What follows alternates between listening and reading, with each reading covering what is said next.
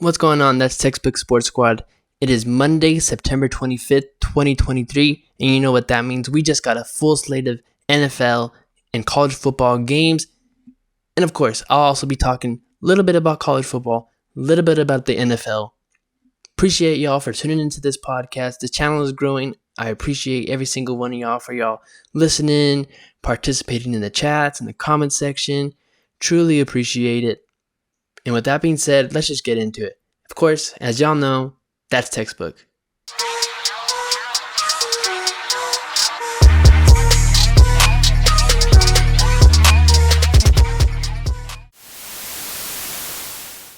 So the biggest storyline of the week, or the biggest storyline, probably going to be talking about it for a lot of weeks, is the Miami Dolphins put up 70 points against the Denver Broncos.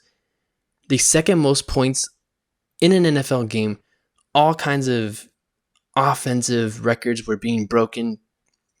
They had a 300-yard passer, a 100-yard rusher, a 100-yard receiver.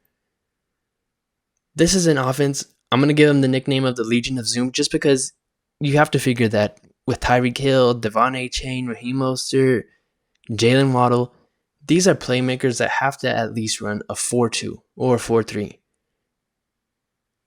Simply outrageous speed. And then you have to give credit to Tua Tagovailoa. A lot of people early in his career thought he was a bust. Now he's playing like an NFL MVP caliber quarterback. A quarterback that's comfortable. He's going through his reads. As soon as he gets to that drop back foot, he's confident. He's ripping the football and he's accurate. That's what you like to see from him. And then, of course, Mike McDaniel. You've got to give credit to him, how he's transformed this offense. And listen, you give Mike McDaniel, who's an incredible offensive mind, with all these playmakers who are just lightning quick. You're giving Tyreek free releases. You're lining him up in the backfield. You're motioning him, and then you're motioning Jalen. The caveat for this Miami Dolphins offense was that last year the run game wasn't necessarily that good. They were getting steady rush yards.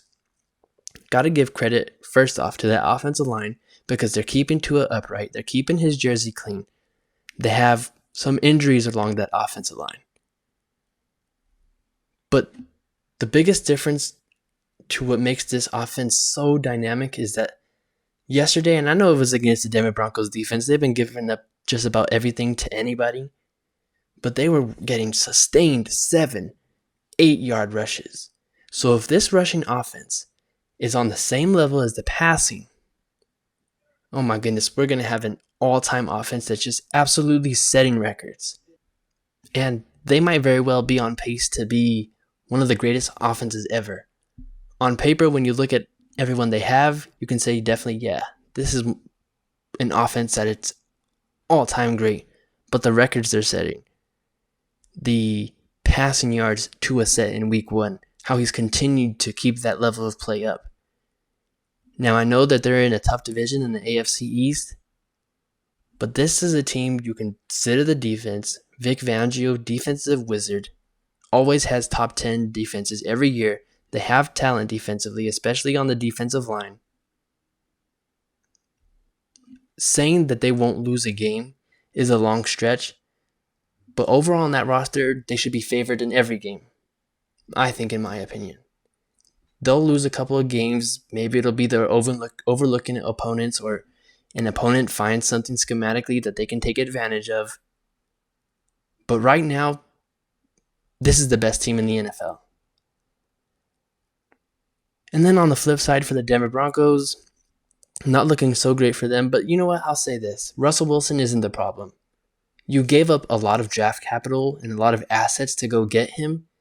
And so although he's not the problem, he should be the solution. He should be what you gave up for him. He hasn't been, but he's also played really well in the first half. Now that may be, he's operating within the game plan. And then in the second half, the defense is finding something that they can exploit. But he hasn't been the problem. It's been that defense for them, the Russian defense. Now they have talent. Randy Gregory, he hasn't performed. And a lot of the guys that they drafted on that defensive side of the ball, outside of Patrick Surtain, haven't been great. They did lose Justin Simmons. He was out for this game, but Justin Simmons isn't going to make that much of a difference considering how Miami was just having just about anything they wanted. For me, a lot of the blame has to go on Sean Payton's shoulders. He's talked a lot of talk. Obviously, he's a person that says what he means and means what he says. Talked about how he thought mid-year Tua was going to be benched for someone else. Didn't believe in Tua. Well, we know how Tua is playing now. Also said about Nathaniel Hackett that it was the worst coaching job he's ever seen. Well, I think if Sean Payton looks in the mirror and he sees what his team gave up and how his team's performed in the first 3 games, especially this last one, he may want to double check that. So what's the solution for Denver? Now, I've seen a lot of Bronco fans say they should just outright tank this season, commit to a full rebuild. According to Tankathon, they do have the 2nd overall pick. It's a QB-heavy draft. What can they get for Russell Wilson?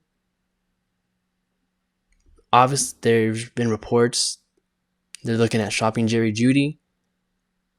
I think it'd be wise to shop some of the wide receivers. I don't know about Patrick Surtain. I don't know if I'd give him up. That's been speculated.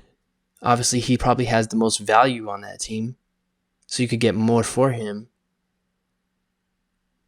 I still don't know about that because I think if you have a corner as talented as he is, you got to keep him and at least be one piece to that rebuild. But I think with how the league desires receivers, you got to look at shopping Jerry Jeudy and Courtland Sutton. And in my opinion, I think Marvin Mims is the more complete receiver for that team. He wins in the short, in the intermediate. He's obviously a great deep threat. He's a good route runner, good returner. So that means he's got good yards after the catch and ability.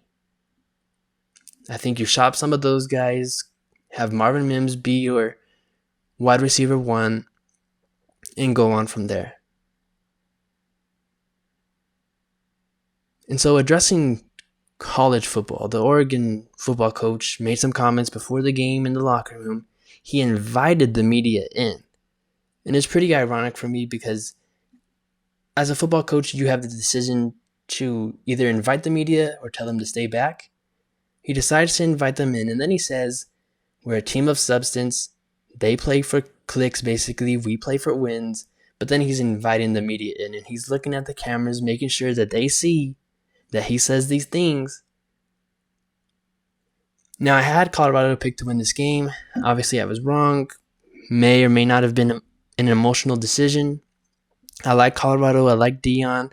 You see the camaraderie this team has for each other, how Deion cares for them. Would have been an awesome story to see, this thing keep going. They beat a top 10 team in their house. Obviously, it didn't. So you can say 2 things about this. You can say Oregon was a better team. They were more physical. They were more faster, more skilled. But you can also give credit to Colorado, what they've done so far. After last year only winning 1 game, many people didn't project them to win 3 or 4 games. They're 3-1 this season. So you have to give them their props. And those both things can be said are true. Now back to what Dan Lanning said. It's interesting to see a lot of these coaches take shots at Coach Prime. Now, in my opinion, I think that's because pure jealousy. A lot of these guys and these coaches, they've got egos. And they, quote unquote, do it the right way, whatever that means. So a lot of these guys there, they start from position coaches, then they move up the ranks to, maybe taking some game plans. Now you're an offensive coordinator for a couple years, and then you're a head coach. So if you keep completing every task, then you eventually get to head coach, especially if you succeed at OC position coach. That's where a lot of these guys come from. And you see their coaching resume, it's, pages long. But then you look at Deion, and Deion, ex-NFL player, and in my opinion, if you're looking for a head coach, you should want it to be an ex-NFL player just because he knows the NFL. He's coaching kids that are in college. Will some of them have the talent to go to the NFL. Some of them have the desire to the NFL. So he can teach them about that, about the financials, about the NFL, how to motivate guys in an NFL locker room, especially considering they've been in one. That's just my opinion on what you should look for in a head coach. Obviously, the college level is great. If they succeed there, then perfect. But when it comes to these coaches, especially Jay Norvell, taking shots at Coach Prime, I think it's jealousy to see him just do it in 1 year. Obviously, coached at Jackson State, so he hasn't had the long coaching history of some of these other guys. So I think it's jealousy that they see, in 1 year, they beat a top 25 team. Last year, this team had only won 1 game. A lot of these coaches are just pure jealous. Now, moving on to the NFL, and before I do move on to the NFL, make sure you like this video, subscribe, turn on all post notifications, go to my social media, Twitter, Spotify, YouTube, TikTok, type in That's Textbook Sports in the search bar, click on the profile, click follow. You don't want to miss any of the content that I have coming up. The old adage is that some things never change. And that can be true for the LA Chargers and the Chicago Bears. I'll start with the Chicago Bears first. This week, they got absolutely embarrassed by the Kansas City Chiefs. The game was over by the end of the third drive. By the end of Chicago's third drive, this game was over. Kansas City took full control of the game from the kickoff. It wasn't even close. Wasn't even a contest. Now, Bears had a lot of things going on within their organization the past week, and then they put that up. Justin Fields makes some comments about the coaching. Doesn't perform necessarily well this week. And here's what I'll say. It was a complete mismanagement for Ryan Poles, because what was your goal this year? Was your goal to put the best overall team, or was your goal to see if Justin Fields is that superstar quarterback? Didn't put a whole lot around him. I mean, DJ Moore was a great acquisition. He's a great football player, great wide receiver. But having that first overall pick, it feels like just about anyone could have traded that first overall pick and gotten a star player. Whether that had been on the defensive line for the Bears, offensive line, or for a star playmaker. So I don't think he put enough around Justin Fields to have him succeed. Now, the play calling has been really questionable, and of course, Justin Fields needs to take a lot of the blame too. Having trouble seeing the field, some of the play calling, you think, well, it's not it, you need him more on the field. Well, Justin has to develop as a passer for some defenses to have that fear that he can pass the ball. Of course, they're not playing to his strengths. The spacing, as I've mentioned, is really out of whack. You think you're having a levels concept, but it's just 2 guys on top of each other in the same space. That's not going to work or get it done in the NFL. So everyone from top to bottom within this organization, from scouts, QB coaches, whoever installs the game plan, whoever is in Ryan Poles' ear about what type of decisions he needs to make, needs to take the blame. And so it begs a question, because Justin Fields coming out of college, and when I saw him coming out of high school in Harrison, Georgia, really talented prospect, a great dual threat. You saw him at Ohio State. He was a better pocket passer than he is now. Now, that may be because he had first-round wide receivers to throw to, all this 4- and 5-star talent around him. So he didn't have to worry about the offensive line or that type of protection.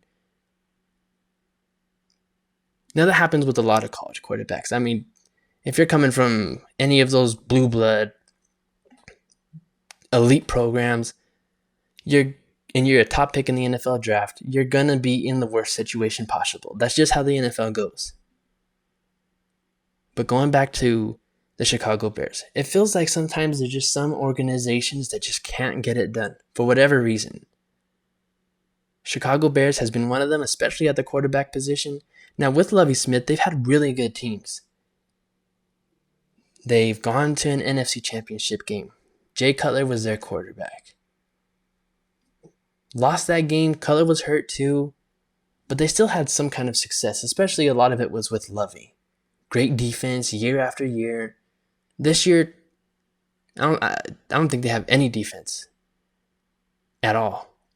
No pass rush, no stopping the run.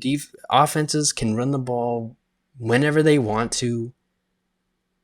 Doesn't matter the play call, they're going to have success. So maybe just some organizations aren't built for it, like the Packers. They can draft elite quarterbacks. We've seen them do it in the past. The Steelers. Every year you think maybe they're going to be in a rebuild year. When's the last time we thought of the Steelers in a rebuild? They haven't fired any head coaches. They've only had, 4 or 5 head coaches throughout the history of their franchise? They do it year after year. The Patriots. They don't have flashy talent now. Tom's gone. But they're still a good football team. They win 8 or 9 games. Maybe Chicago just isn't meant to have some nice things. And if you're a Chicago Bears fan, that stinks. Now, for the LA Chargers, once again, they were in another close game at about their own 20 or 30-yard line. Brandon Staley, with a couple minutes to go, decides to run the football. And you know what? They don't even run it with Austin Eckler. Austin Eckler's hurt this game. Justin Herbert, mind you, it's 4th and 1. Justin Herbert has been going 30 of 37, 409 passing yards, 3 passing touchdowns. The game is on the line. They don't even give Justin Herbert the chance to win the game. They run the ball, get stuffed. I don't even think they gain a yard. The Vikings can win it. This is a Vikings team that last year won a lot of close games. They're in another situation this year. Close games. Lost close game to the Tampa Bay Buccaneers. In a close game against the LA Chargers. In a game they probably should have won. Now the play calling, we can question. The fact that you don't get Justin Jefferson that ball on the last drive is concerning. Now JJ did get hurt, but you still got to find some way to get him the ball. Chargers win a close game, but to me this game felt like no matter what the outcome, someone was going to get the axe. If the Chargers had lost, Staley was going to get the axe. He was going to get fired. If the Vikings lost, they were going to hit the reset button. Kirk Cousins was going to be shopped. Maybe he gets shopped to the New York Jets. Now the Chargers did win. Yay, they're 1-2. Staley won a close game. He can say that to the media now. He can tell them to stop bullying him about a close game. But the truth is, this team still has way too much talent to be performing the way they are. You can talk about Justin Herbert's clutch gene. I don't want to hear it. Because Justin Herbert, week after week, has been saving that team's behind. He went 30 of 37. Now, this is not the best Vikings defense. But still, you see that it's not Herbert that's the problem. It's Ben Staley. Now, on the flip side, for the Minnesota Vikings, where do they go now? You're 0-3. Justin Jefferson needs a new contract. Maybe you hit the reset button. And let me just say again and emphasize that this is a Vikings team that won a lot of close games last year. Had they lost a lot of those close games last year, they're probably in a similar situation here. But the fact that, winning cures everything, and they won, you didn't hear them talk about rebuild at all. But now they're losing the close games. So do you ship off Kirk Cousins? And with Justin Jefferson, listen, I think Justin Jefferson is the type of football player that doesn't want to be in a rebuild with some rookie quarterback throwing him the ball. I don't know if JJ resigns with the Vikings. Now, money is good. And of course, money cures a lot of things. But I don't think Justin Jefferson is really that. I think he's more focusing on winning and striving for championships than the money right now. Now, if JJ wants to go get the money, fine by him. Great decision by him. It's his choice at the end of the day. But with the Minnesota Vikings, sooner or later, they're going to have to answer a hard question and decide, do we hit the reset button and do we shop Kirk Cousins off to the Jets? Halftime of the podcast just approached, and once again, like this video, click the bell, subscribe, click all post notifications. You don't want to miss any of the content I have coming up, especially in October when this page really starts to heat up. Appreciate y'all for subscribing and the type of support and love I'm getting from my audience. Appreciate y'all from the bottom of my heart. And once again, go onto my social media, Twitter, Spotify, YouTube, TikTok, type in That's Textbook Sports, click follow. You don't want to miss any of the content I have coming up. You're going to enjoy it. Going to start this segment off talking about a little bit of college football. I know I'm going to be dedicating Mondays to NFL football. But for college football, Ryan Day in Ohio State beat Notre Dame. And in Ryan Day's post-game press conference interview, he really goes off and he gets really emotional about what Lou Holtz said. Now, Lou Holtz earlier in the week had said he sees Notre Dame winning by 10. He thinks Ohio State's soft in the middle. One of the reasons why they keep losing to Michigan is because they're soft in the middle, and especially in the run game. Ryan Day goes off, fires back at Lou Holtz. And Lou Holtz is, I think he's 86 or 87. And here you have Ryan Day, who's in his 40s, just absolutely going off on him. And if you're a Buckeye fan, you love to see this emotional type of Ryan Day. And what I think Ryan Day losing these past couple of games did to Michigan is it really set that fire under him that not a whole lot of people have seen. We saw him get really expressive in the Georgia game. You know, losing to Michigan. Okay, for those of you who don't know, Ohio State versus Michigan, it's called the game for a reason just because everybody lives and breathes that game. You can lose every single game, but you cannot lose that game. What that does to you if you do lose, it either makes you or it breaks you.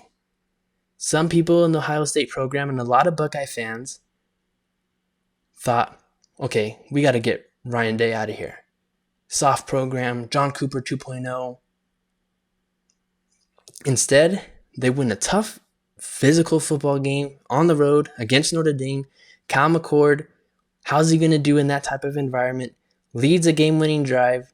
Really clutch throws, especially the one to Emeka Egbuka to put them inside the 5. And you just see that type of relief for Ryan Day. And that relief for Buckeye Nation to see that they have a head coach that's really passionate about this program and really passionate about the narrative that his team is soft. Now, I think sometimes Ryan Day gets a little too caught up into the narratives. Earlier this week, he said he wanted to, throw the football around. Now, maybe those comments by Lou Holtz made him think, I'm going to start running the football game. I think if you're a head coach, you cannot be paying too much about narratives. But nonetheless, they won the football game. Got to give props to them. And then secondly, with Florida State beating Clemson. Tough, hard-fought win. Could have lost that game in many other different scenarios. Loved that they called a slot blitz. Really, from Klubnik's blindside, it ends up being a strip sack fumble. Florida State returns it all the way for a touchdown, ties the game. And then Keon Coleman, I cannot say enough about that guy. Phenomenal, 6'4". He has yard off the catch ability, really good hands, a jump ball go-getter.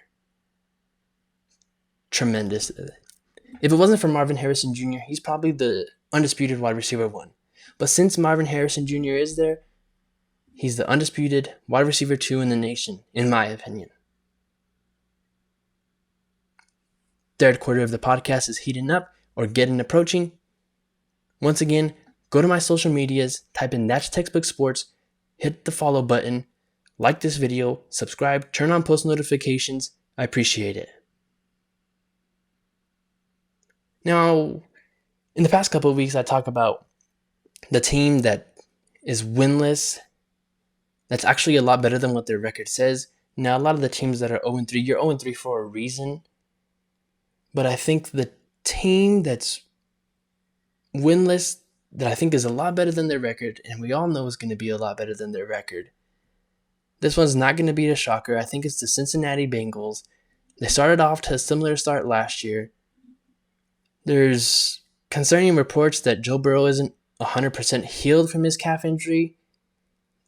That's concerning, but I still think this team finds a way to get it going in about mid-October. They go on a run, make the postseason, and then you go on from there.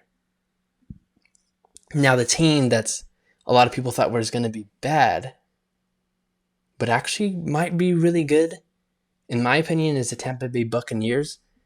They have a great defensive line. They have a solid overall defense, too. Todd Bowles is coaching that defense up really well. And we know he will.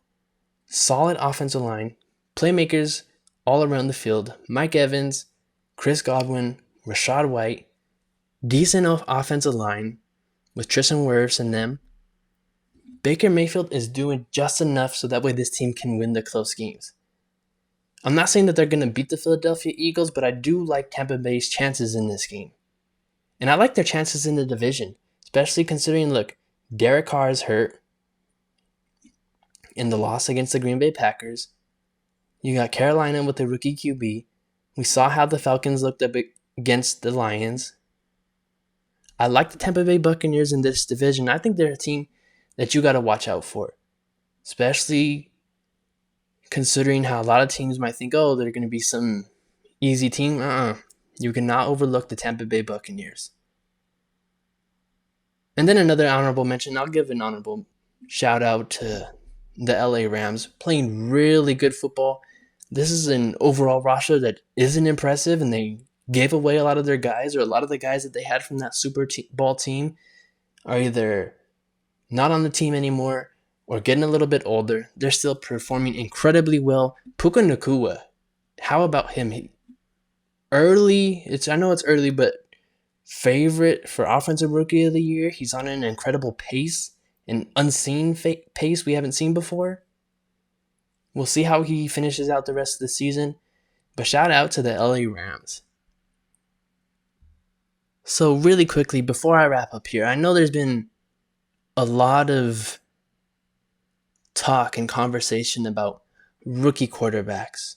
And how do you handle that? Because a lot of people seem to think, well, there's maybe some organizations that aren't built for it. And that might be the case. But I also think there's a little bit more telling and a little bit more pieces to the puzzle that we've got to figure out when we're talking about how to set up a rookie quarterback with success. First off, it has to be a marriage between head coach and quarterback. And you've got to find the right general manager for it. Now, finding the right general manager, I'm not saying I'm an expert in that, and that's really hard to do. Because at least with the coach, you can see, okay, coach the Arizona Cardinals as the team's wide receiver coach did really well. Also coached at the University of Alabama as an offensive coordinator, did really well. Worked really well with the tight ends group, the wide receivers group. Running backs usually have a good year in this guy's system. You can use that to go off of. Now, there may be some stuff available to that for general managers and a lot of these decision makers. That information I don't necessarily know. I don't know how you can find or look for a good GM. Obviously, you've got to find the GM, though. And then once you find the GM, you've got to find the right head coach. For instance, like the Chicago Bears, I think you should have gotten a coach like a Brian Dable, like a Mike McDaniel, because we've seen what they have done for their young quarterbacks. Tua's looking like an MVP candidate. Daniel Jones had a really good year last year. We'll see if he can repeat what he did last year. He obviously did good enough because he's gotten himself a big contract. So you have to have that type of marriage. And then you've got to have the scouts with it too, because a lot of where these general managers get their information from, they'll do some of the homework themselves too. But you've got to have the scouts. You have to have the offensive line scouts to know the ability to develop some of these guys. The wide receiver coach scouts, the personnel, and all those personnel decisions you have to have for the quarterback, because the rookie quarterback is really delicate. It's a really delicate piece of hardware, let's say. Because you draft it, if it doesn't perform well, then the media, we all know, they start getting their speculation in. Then the fans hear from the media. Then the fans start to boo when they don't see the production they want. So you have to put them up in the best situation with the offensive line. And I used to think that, well, if you have a franchise guy, you want to start him out early so that way he knows. I don't think that's the case anymore, because if you do have a franchise guy and the overall team around him isn't great, then why are we putting that? Why are we putting them in that type of situation? So those are just a couple of my thoughts on the franchise QB, finding it. It's really delicate. You have to have the right pieces. If it's not there and you're wanting to start them and the fans want to see them early, you've got to know, you have to tell them that you are the guy no matter what happens. But then again, if the situation is so bad, why are we putting them in this type of area? Because there's some quarterbacks that can overcome some things, and those quarterbacks are really rare. I mean, quarterbacks, you don't just see generational quarterbacks or franchise guy every single day. Otherwise, we wouldn't be talking about this. So those are just my thoughts. Let me know, chat, everyone listening to this podcast, what you all think. That concludes this podcast. I appreciate every single one of y'all listening. Don't forget to like this video, subscribe, turn on post notifications, follow me on Twitter, YouTube, Spotify, TikTok. Be a friend, tell a friend, share this video out to others. And of course, I appreciate your support. I also appreciate your participation in this podcast. Let me know what I should talk about, what kind of things you want to hear on this podcast. If you want to hear some stories on this podcast, sports stories, a rewinding of a college football season, an all-time great NFL season, let me know in the comments. I appreciate your support. Every day is a good day. Y'all take care. God bless. And until next time,